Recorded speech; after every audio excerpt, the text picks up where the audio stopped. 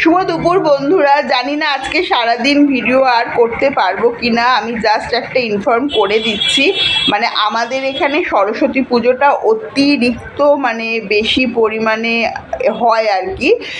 মানে পুজো 4-5টা হলেও মানে তার আয়োজন বিশাল, মানে দুর্গা পুজোকে হার মানিয়ে দেয়। সভ্যতা থেকে অসভ্যতা বেশি চলে, যাই হোক সেটা তাদের নিজেদের ব্যাপার।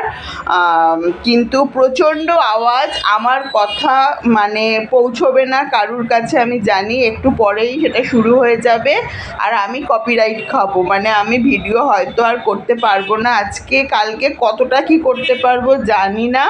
আমি ইনফর্ম করলাম, এখন আমি বেরোচ্ছি, আমার বাড়িতেও পুজো হবে, পুজোর বাজার করতেই বেরোচ্ছি।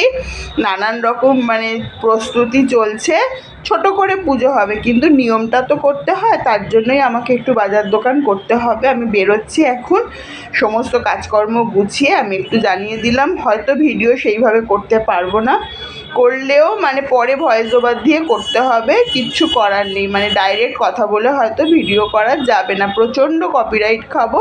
চারিপাশে মাইকে মাইকে আমার মাথা খারাপ হয়ে যাচ্ছে। আমি মাইগ্রেনের পেশেন্ট, আমি আবার না অসুস্থ হয়ে পড়ি, এটাই হচ্ছে সমস্যা। ঠিক আছে, সবাই ভালো থাকো, সরস্বতী পুজোয় খুব আনন্দ করো। কালকে সরস্বতী পুজো, আমি আজকেই হলুদ হলুদ পরে নিয়েছি, মানে এটা হাতের কাছে ছিল বলে পরেছি, এর মানে এই নয় যে সরস্বতী পুজো উপলক্ষেই পরেছি।